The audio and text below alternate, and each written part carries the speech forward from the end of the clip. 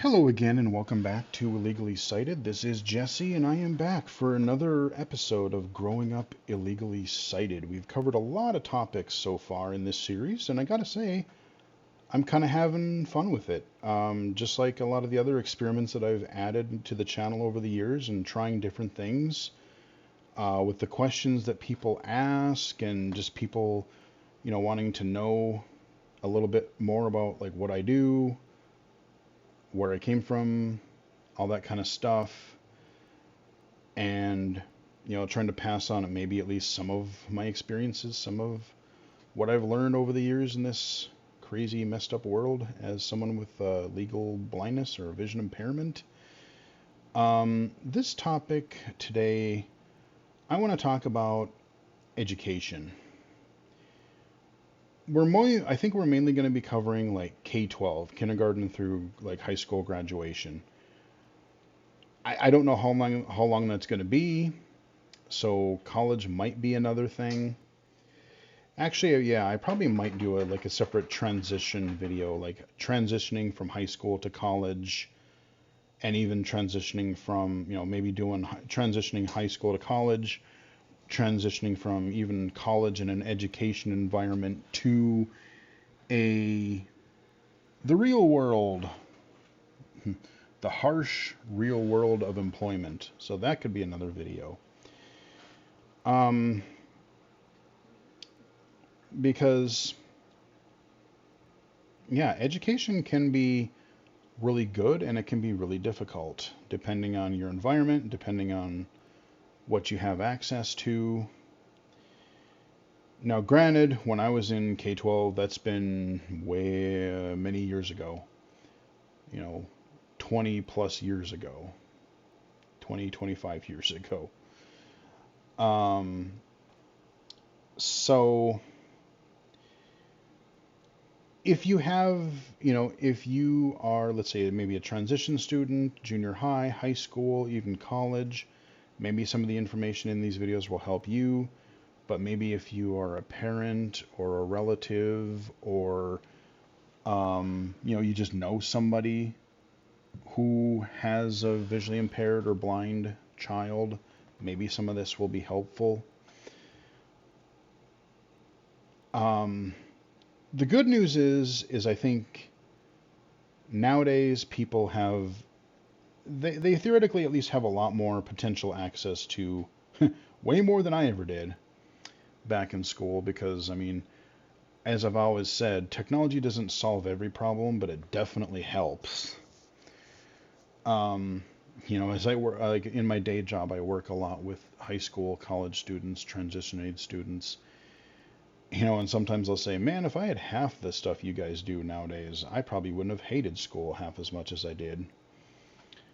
Because a lot of grade school and high school, yeah, I hated it. And I struggled. Um,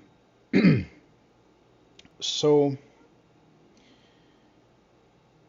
kindergarten through six, that's kind of the first phase here. And that was interesting for me. So, like, the first couple years, I didn't mind education. I like, I didn't mind school. You were learning to read, you were learning to write, you were learning math. And a lot of the nice thing about those grades were, they were smaller words, they were larger print. So I actually didn't mind that so much because, hey, I could actually see it. They used large letters. They printed. There wasn't cursive yet. You didn't learn that until like second, third grade. So it wasn't too bad. Yeah, there were some things that I had trouble seeing, but education, that wasn't so terrible. I would say about third to fourth grade is where things started getting interesting. That's where things started getting difficult.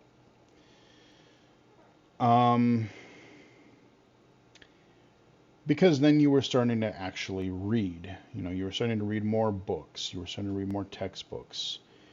You started having, I don't know if they still do nowadays, they probably do it some digital way now, but like we had these spelling books all the way up through 8th grade where you'd have these units of like they'd have 20 words And then you would have like some 5 more advanced words toward the end of the unit each week. And I hated these freaking spelling books. I hated them. Because they would write the main words in cursive font, which was hard for me to read. And as you're learning not just how to spell these words, you're supposed to be learning the definitions of these words. And if I didn't know that kind of thing, they're like, look it up in the dictionary. Well, the dictionary that we had was this giant, the frickin' thing had to be a foot thick. I mean, it was huge. And it was supposedly, and I use giant air quotes on this, a large print dictionary. Ha ha ha ha ha, right. Uh-huh. Yeah, it was not large print. I mean, I guess technically you could probably say it was, but instead of a 10 point, 12 point, maybe it was 14. And for the most part, through K through 6, my main technology, my main adaptation was a handheld dome magnifier that really didn't do much, to be honest. Even to this day, I think I have... Oh, wow, I do. Wow, it is on the back of my desk here. I probably have this dome magnifier. It is so caked with dust. It is gnarly. Wow. I've probably had this dome magnifier for 25 years, at least. And somehow it's still sitting on the back of my desk. Have I ever used it in the past 10, 15 years? Pfft, no. But it's just sitting here. Because my vision, and I didn't learn until later, magnifying glasses really don't do anything for me. They really don't help. If they do, very, very minimally. My vision is bad enough to where I need digital magnification. I need a CCTV. I need to be able to zoom in larger to make that work. And for the most part, like I said, in kindergarten through 6th grade, I had a dome magnifier, and then I had, it was like a long, narrow magnifier, like a line magnifier, that you were supposed to like put over one line, and it would magnify it. But again, it generally wasn't enough. It was not super helpful. And even if it kind of was sort of helpful, I still had to get super close right up into the paper. It was embarrassing, kind of humiliating. And I still couldn't read well. I still couldn't read fast. I'm thoroughly convinced that probably a lot of people just thought I was slow in the head or dumb because I couldn't read. And I wasn't self-aware enough to yet know that no, I just can't really tell you that no. Yes, it helps me read slightly better, but not really enough to be meaningful. In about, I think it was like 4th grade, they did bring in a CCTV to the back of the room, and this thing was ginormous. It was a big old black and white CRT TV. It had that was on the left side, because it was so big it was 2 pieces.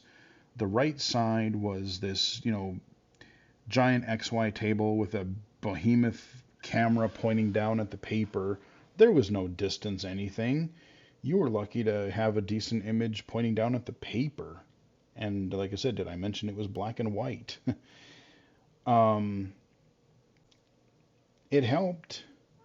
But again, one of the things is, whether you're disabled or not, kids are mean. They have the initial fascination with it, like, oh, weird, that's cool, and then they play with it, and they, put their fingers under it or whatever, and then they like, okay, whatever. But now you're the guy that's different. You're the kid that's different. And you get made fun of. Just, people will find, students, kids will make fun of you for anything. It's like, oh, they'll find something to make fun of you about. So yeah, I mean, it helped me. It was much easier to read with that than it was the handheld magnifier, but I didn't always have access to it, and I couldn't just sit there using it all the time. So, and when I did, it's like I didn't want to look different. So that was kind of a struggle. But I eventually did get a black and white CCTV at home that was a lot smaller. It was actually a telesensory model called the VTech, if anyone's old enough to remember that thing. For what it was, it was kind of like I kind of remember it like a Game Boy screen where it wasn't black and white, it was more green and black. But you know what? It worked, and for what it was actually one of the most compact ones they had for back in the day. So, um, again, I wanted to use it, but sometimes I didn't because it was different. You know, I would do that, and that's what I had. We would use computers, but again, this was, the late 80s. So we had Apple IIs, but we didn't have computer labs really. I think what we actually had is there might have been one that was set up in a classroom somewhere that you could go to on a rare occasion. And then they would have this Apple II that would go on a cart. And one week you would get it if you were in fourth grade. One week you would get it in fifth grade. And it would just kind of go because, they weren't just ubiquitous. They weren't everywhere like they are now. Um, and I didn't see my first talking computer until 1988. So I would have been 11 years old at that point. 10, 11 years old. We didn't have any sort of talking stuff for the most part in our hometown regular school. I think like maybe fifth, sixth grade, we were able to eventually get some computer in some room that had like a program that had speech in it. It was like a typing program or something, but that's it. So the problem was, is we were getting in, I was getting into third, fourth, fifth, sixth grade. It was harder to read. You had to read more, you had to do more work, you had to do more homework. And the magnifying glasses were not cutting it. They even tried, they're like, oh, well, I went to an eye doctor and I wore glasses for probably about 2 years ish. And these things were probably bulletproof, man. Those things are thick as hell, man. Those were the Coke bottle glasses if you ever seen one. But even them, they didn't do much. They really didn't do. That's why I quit wearing them. That's why they wouldn't even prescribe them to me anymore. Because like, well, clearly that just isn't enough either. That doesn't work. So I struggled a lot. The closer I got to sixth grade, I just wouldn't do my homework as much. Yeah, partly just because, when you're a kid, you don't do homework as it is, but part of it was I didn't want to struggle. There would be nights where I would be sitting up, I would get home and I'd do chores or whatever, and then I would sit and do homework for hours. What should have taken maybe another student 20 minutes, I was sitting there till 9 o'clock at night. I freaking hated it. And that's where I got to, by the time I got to like fifth grade and sixth grade, I would hide my homework or I would lie. And I would say, no, or I already did it, or no, I don't have any. And then I would get in trouble because I wouldn't do it because I'm like, I wasn't self-aware enough. I didn't know how to, like, I didn't know how to describe it well. But it was like, why should I have to spend so much time working on this when everyone else, it doesn't take them long at all? Why should I just have to sit here, struggle, strain my eyes, get a headache, go through all this crap?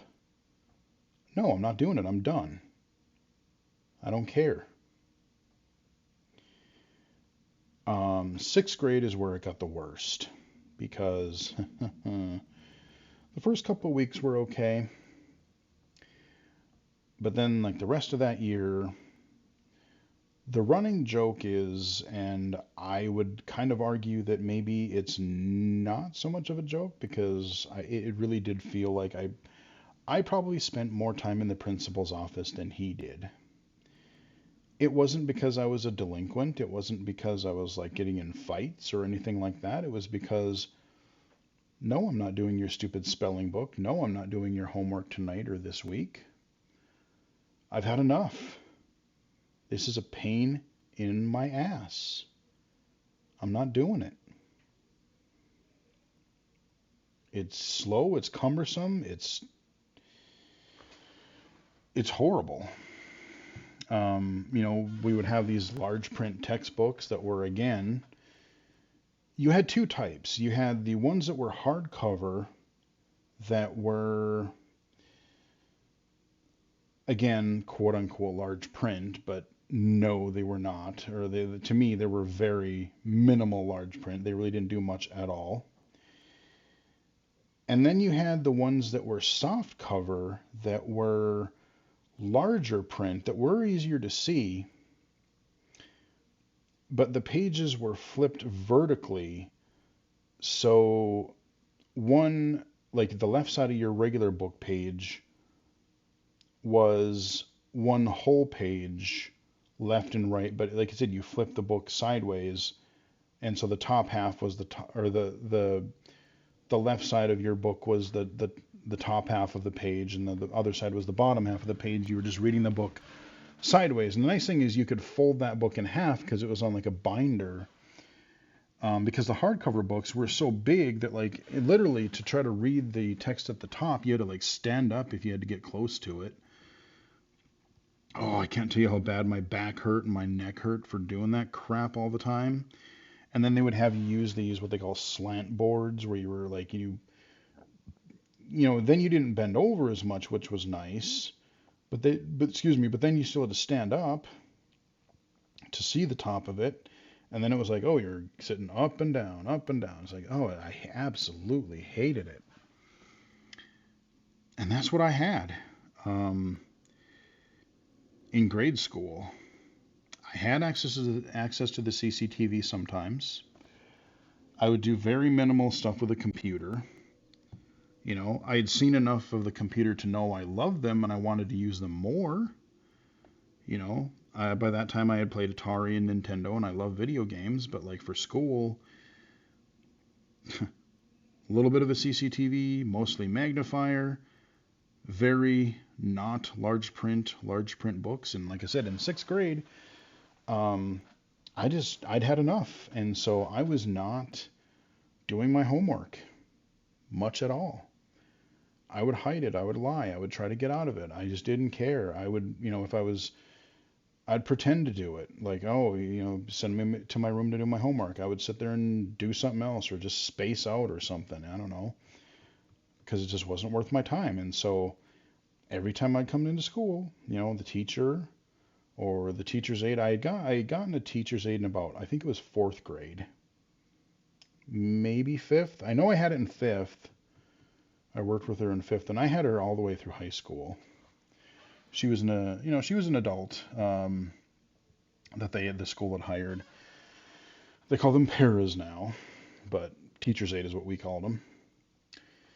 But every day I'd come in, we'd always get into an argument, and she would just always get so freaking mad at me. She hated me, I swear. And she'd just get so mad that the teacher and her were like, well, come with me, we're going to the office. And she would pull me out of like Phi Ed if she found out something, or she'd just pull me out of whatever. And it's like, oh, no, you didn't do this. No, you're not going to class. You're going to the office because you're going to sit here and you're going to do your homework. Oh, good. So now I get to sit here in the principal's office and struggle to try to read something I can barely read. Great. And like I said, I was in the principal's office more than he was because half the time the principal wasn't even there. And it was funny when I look back at it because there were at least once or twice where people would come in looking for the principal, and I felt like his secretary because it was like, oh no, the principal's not here today. He won't be until tomorrow or Thursday. It was sad. It was really bad. And I know that, I've asked this actually a couple times. I asked my mom one time, and even she's like, no. But I swear I'm thoroughly convinced. In sixth grade, th- I don't know if I passed sixth grade legitly. I think that teacher was so damn sick of me and hated me by the end of that year. She's probably thinking, just get the hell out of my class. Go away. And I feel like I was just, pass me to get me the heck out of your class. But that's where things changed because, for the better a little bit, because they finally, after this year of hell, and it was hell, I hated it, um, they kind of came to this realization that, there is other stuff out there, and maybe the magnifier thing isn't working. So what if, because we didn't teach him this stuff in first, second grade as we should have, what if he went to the school for the blind for a year and learned Braille, learned about some technology that might help, learned O&M, orientation mobility skills, and what other daily living blindnessy stuff, independent living stuff. So I remember toward the end of the sixth grade year, they're like, hey, what do you think about going to the school for the blind for a year? And by that point, I had gone to the school for the blind over the summer for a week because they had this like summer camp thingy, and it was fine, it was fun. And so I already knew the school for the blind, and I actually kind of liked it. I'm like, dude, wait, you mean I actually get to learn things that would actually help me, and I get to learn more about computers that I want to, and I don't have to be at home and do all this chores on the farm? Hell yeah, where do I sign up? I was excited. So, seventh grade, um, I attended the school for the blind in North Dakota for a year. And I attended a public school in the morning. I took it was a science, history, and then English at the school. And then I did all the blindy stuff in the afternoon, along with the technology teacher. She knew she could teach math, and so she taught me math, and she taught it to me under the CCTV. So instead of having to look at the board or anything, she would explain things and she'd be writing and, looking under the CCTV. And that worked amazingly better. Who would have thought, right?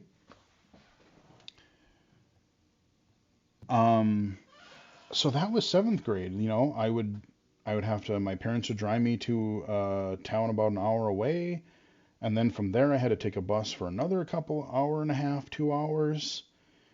Do that every Sunday afternoon. And then every Friday afternoon, go home for like day and a half and do it again.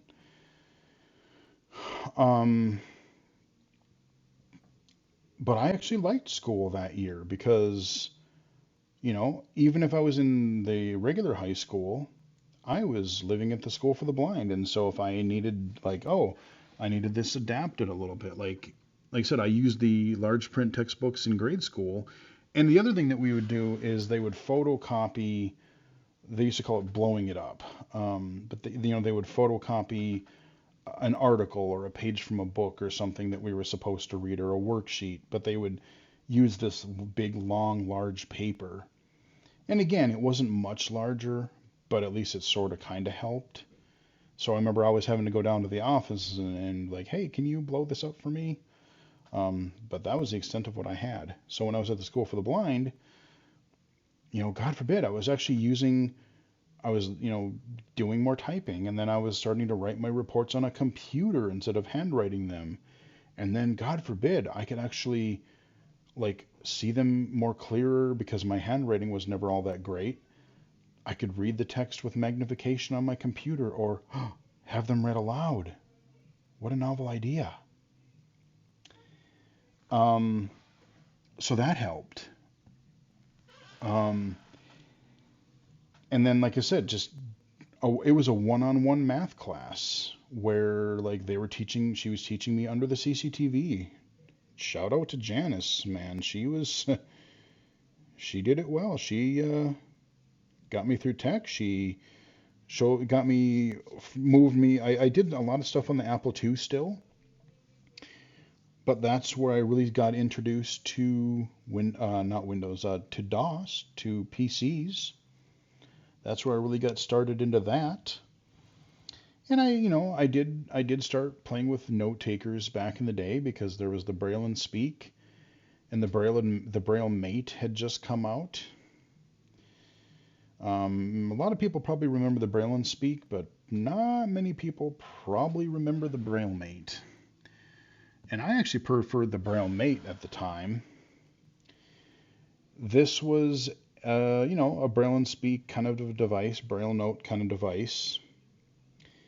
Had a word processor, a calculator, a couple other odds and ends. And that's about it. But its claim to fame was it had count them, one Braille cell. So you could arrow character by character, and at least you could spell out a word and see how something was spelled. I used that for a couple of years. Once I was back in my hometown school in 8th grade, I think they let me borrow it for no, did I borrow that for a year? No, maybe I didn't. I think by that point I might have gotten a Braille and Speak because the Braille Mate didn't last super long. Telesensory shortly thereafter either went out of business or was struggling or something, because I ended up going with the Braille and Speak for high school.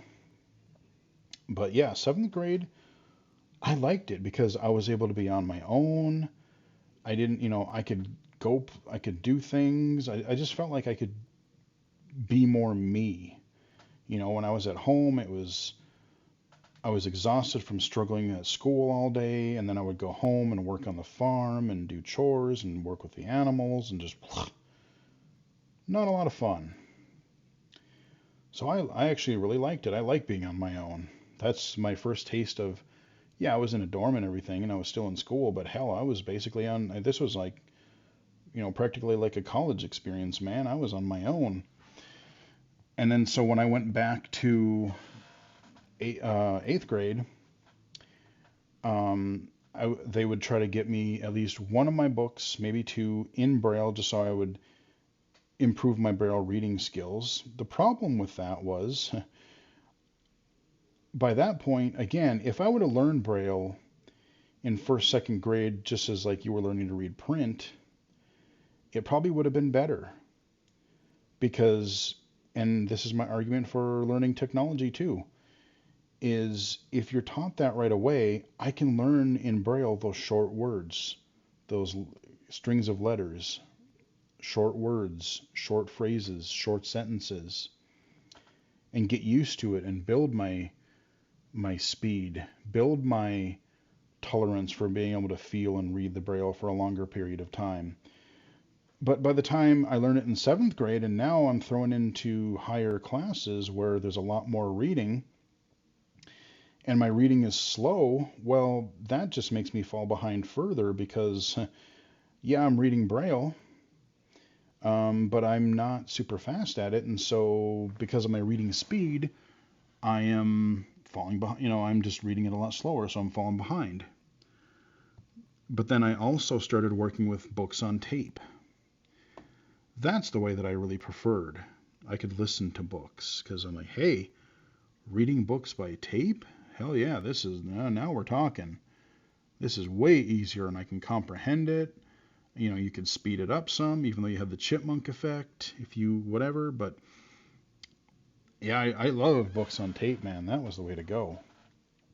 So, eighth grade through high school, for note taking, I primarily used a Braille and Speak because we didn't have really big, we didn't have functional laptops back then that were accessible for the most part. I mean, we did, but they were a lot more rare. When I was in seventh grade, Janice did show me the, um, she had again, these computers. I think I talked about it in the computer video, where it was like this monochrome screen. It was like LCD, it wasn't even backlit.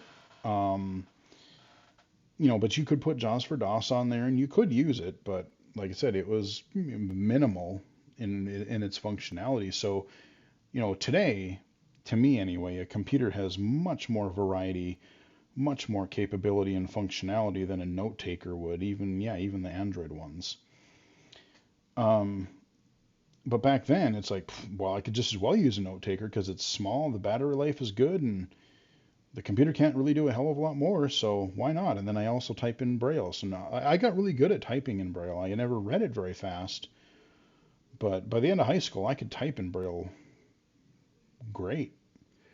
Now that skill has kind of atrophied over the years because once I graduated more to laptops, give me QWERTY any day of the week now. But back then, yeah, I was pretty good at it. So I would get some things in large print. I would get some things on tape, either through RFB and D at the time, now Learning Ally, or sometimes I would get, like, again, I had this teacher's aide, and sometimes she would read me the books, like onto a tape. She'd go in her room and during a study hall or whenever, and she would be her room. It was funny because her room was right above the old. It was in the old gym, and there was the old gym, and then off to this one side of the gym, it was a stage where you'd have band and choir practice. So 9 times out of 10, not only did you hear the book, but you heard kind of a low rumble of whatever class was going on. So it could be band, could be choir, you never know what it could be. And sometimes you'd hear the teacher yelling, and that was funny. Yeah, I mean, it was, like I said, it was just the basics, but it got the job done. So high school was generally easier. I didn't mind it as much. Once I got through eighth grade, we kicked those spelling books to the curb. I never had to see those damn things ever again. The main thing in high school that I hated were the math classes. All of them were done by one teacher, and she tried, but she was kind of, I don't know, I never really liked her that much. And I hated those classes. And I had to take Algebra 1, Algebra 2, Physics, Chemistry, all of them with the same teacher. And it was just like, oh. The one class that I actually didn't mind as much and that I actually liked was taught by a different teacher was geometry. That was the only high school class that I actually didn't mind as much. I actually was fairly good at that because it actually had some practicality. Like, oh, I need to know the area of a floor so I can lay down carpeting, or I need to whatever. Like, that actually made sense to me. Who cares about a tangent and a factorial equation? Who cares that there's no practical thing for life for that? I don't care. But again, going from when I had this one-on-one instruction over with the CCTV, and then, that we had the teacher's aide writing down what was on the board, and it kind of worked, but it was just, I freaking hated those classes. Like, English and history, I did okay in those. I didn't mind those. But those foreign math and science classes, boy, those sucked. And so junior year was my worst because we won't even go into half the shit I did my junior year. I don't even want to say half the shit I did in my junior year. But some of the stuff that I did, just to amuse ourselves. By that time we did have a computer lab, and those were DOS machines. We didn't get Windows machines until maybe our senior year. It might have been even our senior year. We finally got Windows 95 computers, but before we had these old ass monochrome DOS machines that were like the green and black monochrome baby. I would use JAWS for DOS. And like I said, we had this PFS First Choice program, which was a really nice office program. But we would mess with the teachers so bad because we would, we'd go in there during a study hall, me and a friend. And anybody remember tractor feed printers? You know where this is going. Basically all the papers were on the tractor feed where they were, you put the little lines down either side and you just kind of feed it in and it just spit it out. So we thought we'd be cool, or I thought it'd be cool, and we'd be sit there just talking in study hall because we'd go in the lab and no one was in there. And so we'd be in a blank Word doc or a blank document, and I'd just be like holding down the enter key for like 5 minutes. So if you weren't looking, it would just look like you were at the top of the document. But then you would be on like page 50, and you'd put like a period, a tiny little period at the bottom, at the bottom of page 50. You'd go back up to the top, and then you would save that as the default document. So it wasn't just a one-page empty document. It was this 50-page document that had a period at the end of page 50. So you're another student and you're typing your paper. You type your 2 pages of paper. You print it out. It prints the first 2 pages, and it just starts spitting out paper. And because you just look at it and you print it, you're done, you print, okay, you're good. And you don't look at it and say, oh, page 2 of 50. You don't look at that. Oh man, that teacher was pissed. But yeah, so like we'd save it as the default document, so you just start spitting out paper, and you were trying not to laugh. Like I think I wasn't in there when it happened because we did it a few times, and I think one time I was in there to see it happening, and I was trying not to laugh so freaking hard. But I don't think I was in there the other times it happened, and I would just hear I think I heard like one time the teacher was yelling or was complaining about it because she was mad that somebody did that. She's like, if I ever find out who did it. And then the other thing that we would do is, like I said, they had a couple of programs on the computer, but they were DOS. People didn't know how to use DOS. Even the teachers didn't know how to use DOS, which was really funny. So I learned enough about it by then. And they had this little program would come up. It was basically like a menu. Press 1 for word processor, press 2 for this program, press 3 for it. It was basically like not a GUI, but it was basically like a menu batch file that would load, whatever file you wanted or whatever program you wanted. So I learned enough about DOS to be like, well, I know they're just loading this menu app program. So I'm going to go into the autoexec file, take that line out of it, and now that computer only boots to a C prompt.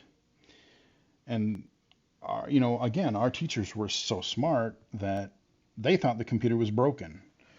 Well, it doesn't come up to the menu. You can't use that computer. It's broken. I'm thinking, no, you idiot. It's DOS. This is what a computer is. And so we could kind of use that computer because we knew how to do it.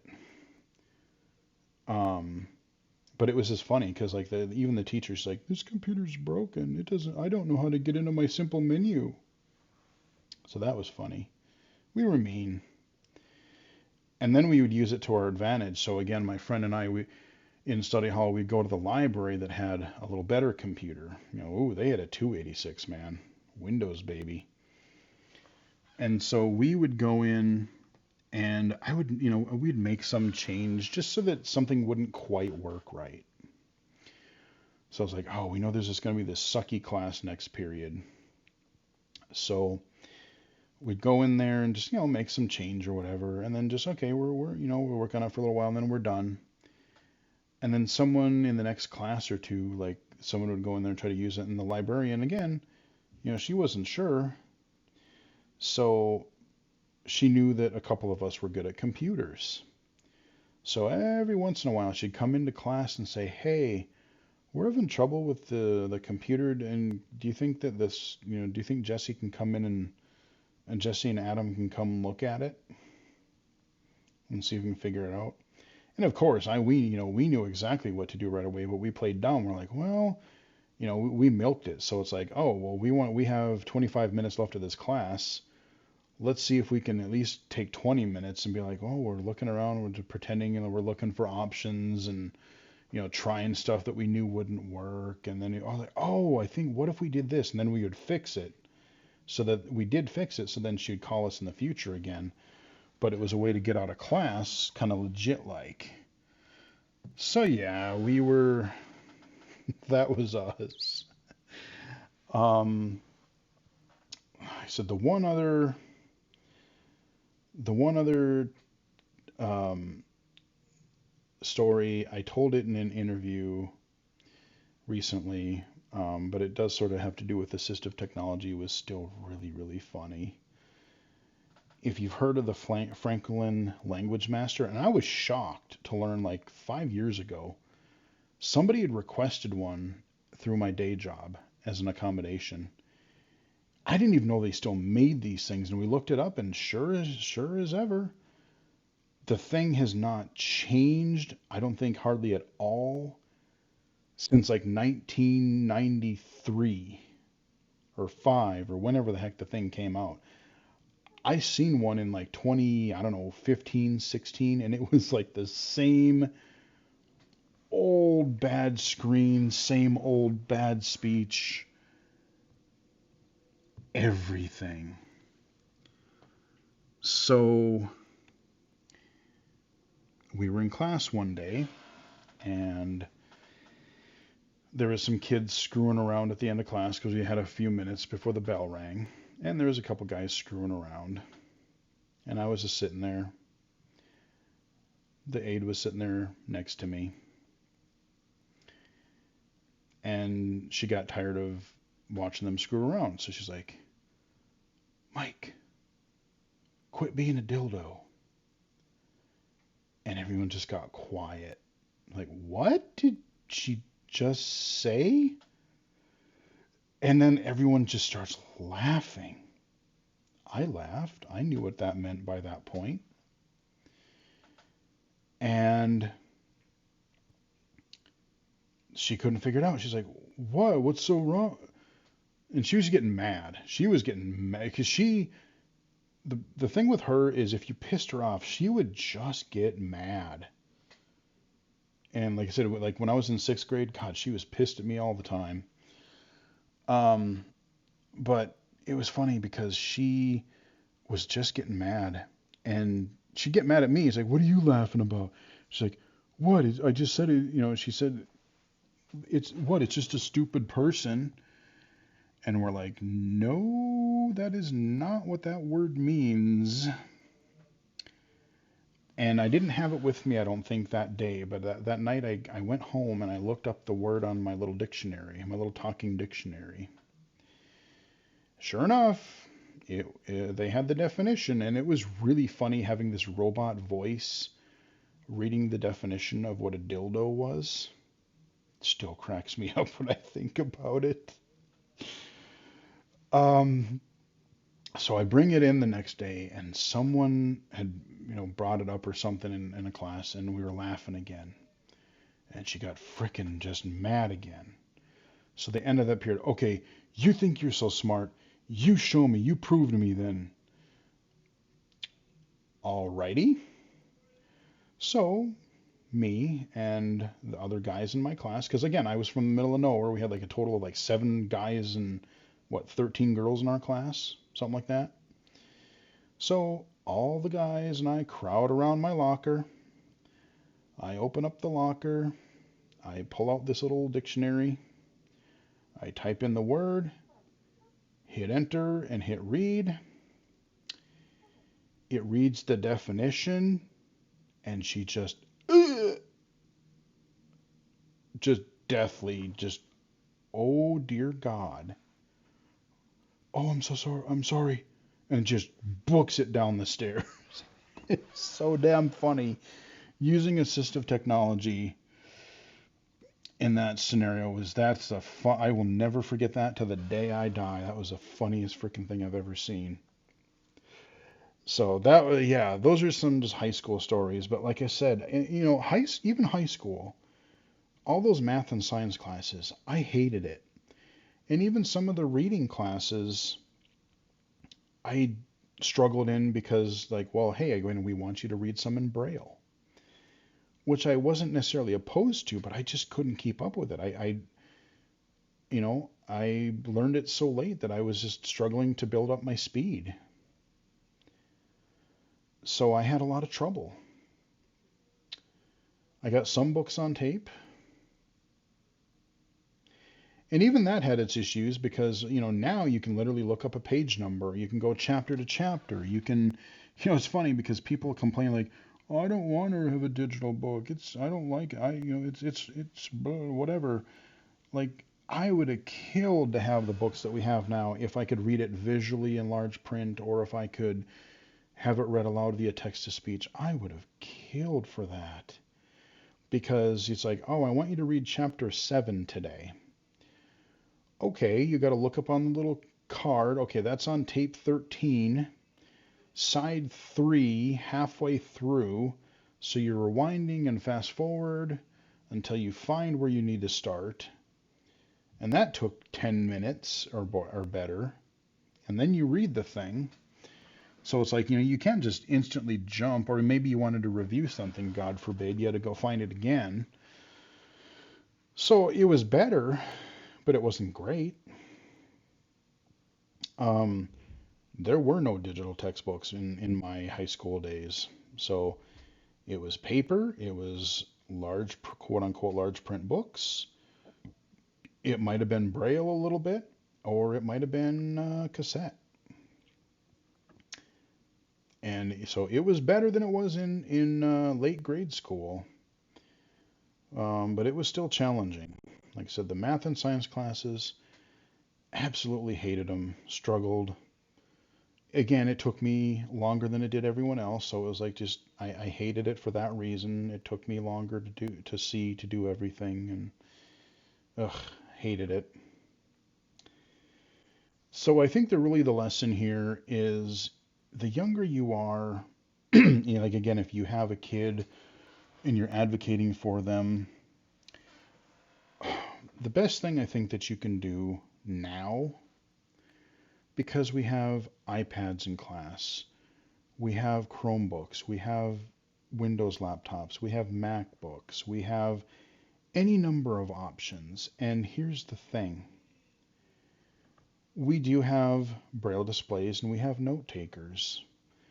Now, the one advantage that I will admit, one of the things that a note taker can do that I don't know of as many mainstream options is they do, especially if you're totally blind, if you are using Braille for math, a note taker generally has more Nemeth and like math specific features and apps for doing that type of work. So if you're in math and science, I can kind of see where especially if you're totally blind and you're not using large print or anything, that could be where a note taker could potentially be helpful. Generally, but other than that, I'm not a fan of note takers because they're proprietary, they're freaking expensive. Even the Android ones, it's like they're generally, they're running like 5 versions old Android compared to what everybody else is using. And, they market them well, but here's the thing is like, at least from my experience, now granted, I haven't used them a ton because I really don't prefer them, but I work with them some in my day job. And yeah, they have their own little blindy apps that they design themselves, your word processor and your book reader and your calculator and your, your core features, your core functions that they've, had on note takers forever.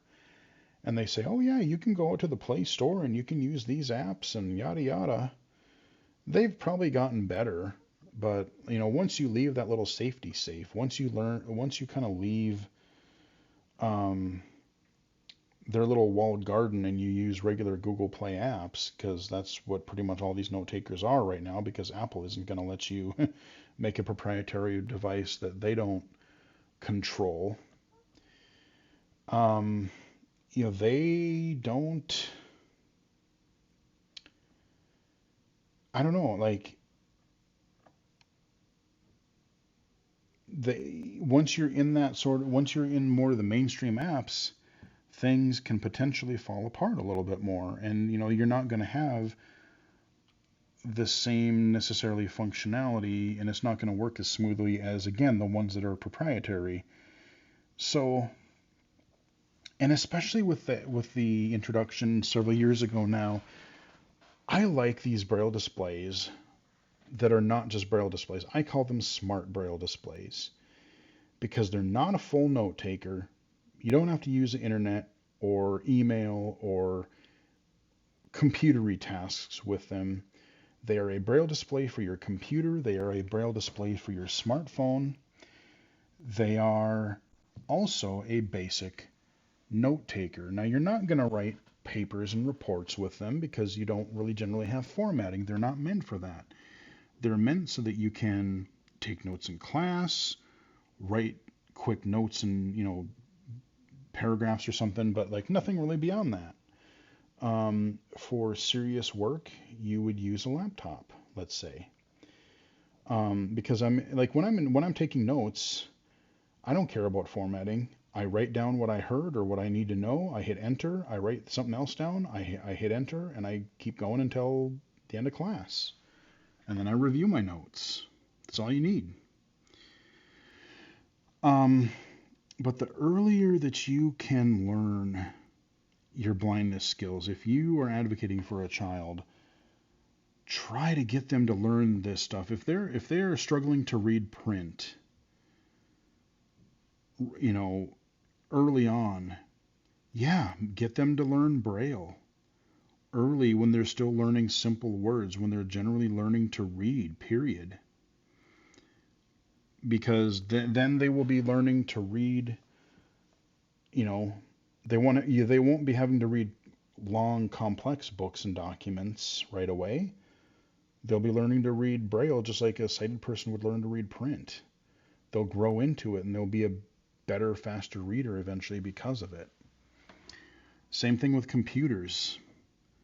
It's fine that if they learn Braille, and it's fine if they use a Braille display, but for the love of God, please teach them mainstream technology. You can't operate in today's society without computer skills, without tech skills. And iPhones are great, smartphones are great, tablets are great, but you really want to have computer skills.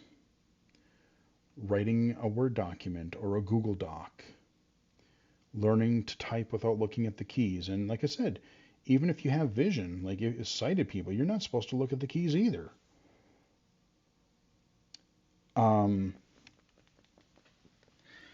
Learning keyboarding skills, learning word processing, email, internet is crucial. Like even in like probably grade school by now, junior high and high school for sure, you're learning management systems. They're just websites, so you need to know how to navigate websites, whether you're low vision or blind.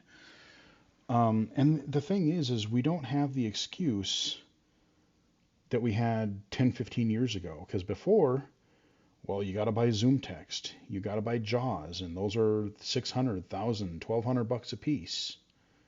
Yeah, I get it. They're expensive. It's annoying. Now, every platform has some built-in accessibility. Windows has Windows Magnifier. It has Narrator.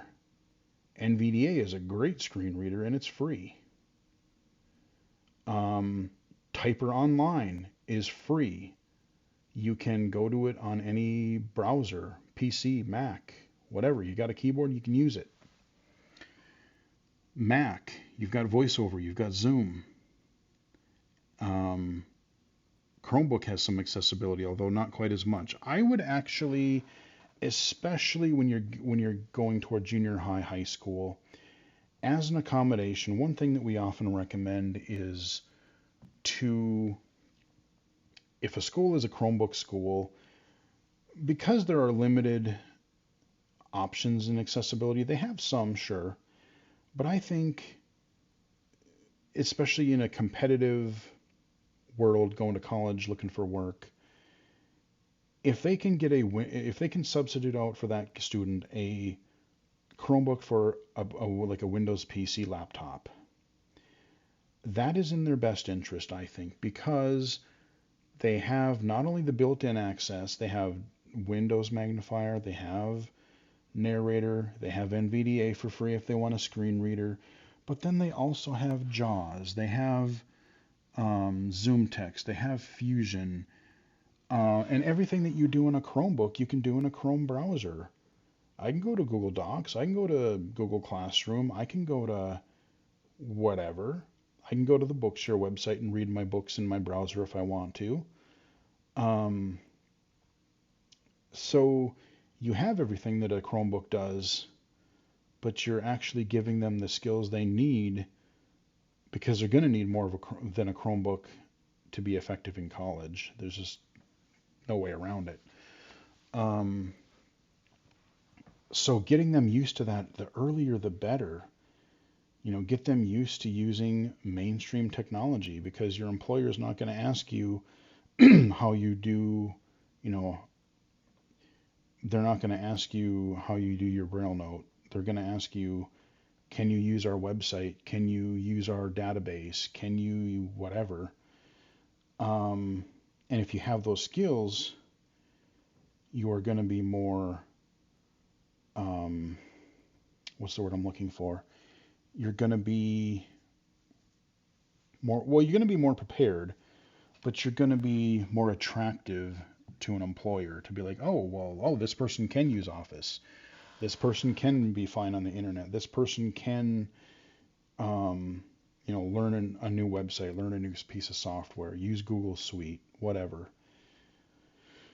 That's going to benefit them in the long run. And here's the thing is if, this is what I tell people, because it's like, well, yeah, but it's so much to learn. If you let people learn this stuff when they're in their second, third grade, they start to learn to type, early on, first, second grade, whatever. You third, fourth grade, fifth grade, if they're starting to use computers, you're not writing 10-page reports. You're not, reading super long textbooks yet. You're not doing stuff that you would do for 9th through 12th grade classes, physics, chemistry. You're not doing all that stuff. Again, just like learning to read and read Braille, you're learning short words, you're learning sentences, you're learning the computer, you're learning how to get around Windows, you're learning about the desktop, the start menu, how to open and close a program. You can take it slower and piece things together over time so that not only does the student, they can start from the beginning and make it easier for them over time, but let's say you have a vision teacher that doesn't, or a para that doesn't know as much about it. They don't have to figure out, well, how in the hell do I get this kid through history class, chemistry class, and biology, and how do we get all this advanced stuff, and on top of that, struggle with the technology. If they learn that stuff over time before then, and then you don't wait until 9th, 10th, 11th, 12th grade before you finally give them a computer, the vision teacher has an easier time to learn it too, because they don't have to learn all that advanced stuff yet. They can learn right along with the student. That is why I encourage people to start learning this stuff as early as you can, because you can start more simply and grow into it just like any other student would learn how to do things sighted. Um, yeah, we definitely aren't going into college this video. It's been a long one again. But that's kind of been my experience, and especially with the technology that we have. Like I said, things were way different. I didn't even have 90% of the options we have now. Digital textbooks, oh my God, if I would have had those. Because here's the funny thing. As much as I hate, how many times have I said I hated high school? I hated junior high. I just hated school from like fifth grade. I would say from fifth grade, because we had a really cool fourth grade teacher. From fifth grade until graduation, I freaking hated school. I didn't mind seventh grade, and I actually tried to get my parents to be like, dude, this works so much better for me. Can I just go do the school for the blind thing again? Just it whatever. But no, they never did. I couldn't do it again. Because I was, on top of that, I was the sort of the outcast in school, so I, really didn't have many friends. I lived on a farm, so I wasn't hanging out with kids after school. I was just doing farm work and homework and whatever. So it's like it really wasn't like I did some things, sure, but it really wasn't all that fun for me, and I still struggled. Um, so where was I going with this? But yeah, oh yeah. Like I said, as much as I hated high school, and I hated school in general back then, once I got to college and I got a laptop, because once I got to college, I think that like the first semester I used a Braille and Speak. I'm like, no, you know what? I need a laptop. We have broadband internet now. There's so much more. The internet is getting better. I started using JAWS for Windows, and I needed a laptop. So I took out a loan and I bought a laptop. And I've never looked back. And even for the first few years of college, I had books on tape. Maybe I had a book or two that might have been in like a Word document or something, but it was, largely audio. And I could make those choices. I could work with the Disability Services Office and get books more in how I wanted because I was an adult and I could make those decisions. If I didn't want them in Braille, I didn't have to. If I wanted them in Braille, I could. But what's funny is, as much as I hated high school, once things became accessible and I could access things audibly, I could access things digitally. Bookshare, I got my Bookshare account in 2003, and that was like the greatest damn thing I'd ever seen. I turned into a book fiend. And even in high school, I got books on tape through NLS, the National Library Service. That was my kind of one saving grace, is I would get these green tapes in the mail, and I would listen to audiobooks because that was keeping me sane. My parents didn't want me playing video games a lot, so fine, I'll read.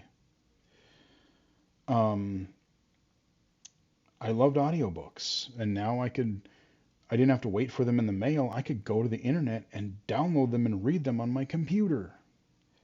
That was amazing.